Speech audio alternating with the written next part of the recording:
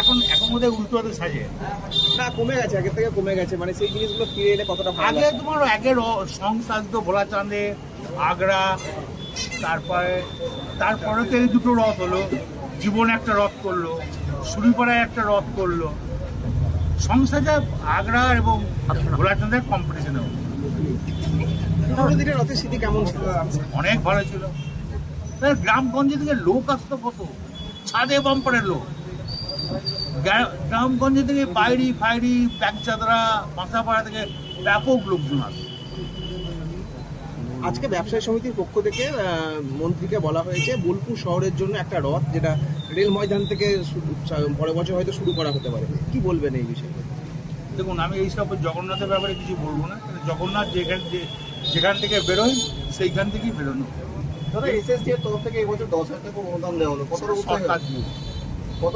সেটা সরকার ভালো কাজ করেছে, 100 বার খারাপ দুর্গাপুজোতে সরকার টাকা দেয়, এসএসডি টাকা দিয়ে আরো ভালো করেছে।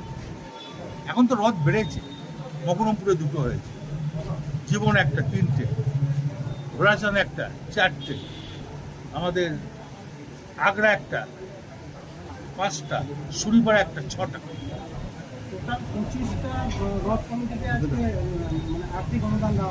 ছোট ছোট রথ সব ভালো, খারাপ দাদা। এই প্রথমবার দলীয় কার্যালয়ের সামনে থেকে রথের দড়ি টানবে? কোনোদিনই না, রথ আমি বহুদিন ধরে টানছি। আমার তোমার ছোটবেলা বয়স থেকে রথ টানছি, এটা বোধহয় তোমাকে কেউ শিখিয়ে দিয়ে। না, দলীয় কার্যালয়ের সামনে থেকে। দলীয় কার্যালয় যেহেতু আমার পাড়াতে আজকে রথগুলো যাবে না, রাস্তা খারাপ, উল্টোতে আসবো না, ওখানে আমার পাড়াতেই রথ পেয়ে আগ্রা রথ। সেই সময় রথের ছবিটা বলুন না। বলা বলি কি আছে, রথ ছোট থেকে রথ দেখে আসছি, বলছিল ভিড় হতো, দুর্দান্ত ভিড় হতো। এখন তো কমে গেছে রাস্তাঘাটে, আগে ফুলুরি চপের পেঁয়াজির দোকান হতো, এইখানে তো জিলাপির দোকান হতো, ওই পাপড় ভাজা সব আসলে মানুষ আসা খুব